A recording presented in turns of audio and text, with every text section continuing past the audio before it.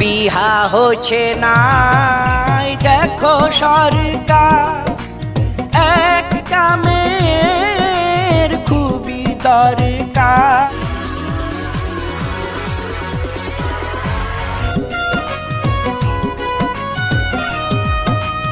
আছি গো একাই হয়েছি কবি, নাই যে আমার কোনো বান্ধবী। কিনে জামা প্যান্ট কাকে দেখাবো, সেই তো ঘরে ফোন ঘাঁটিব, ফোন ঘাঁটিব, ফোন ঘাঁটিব।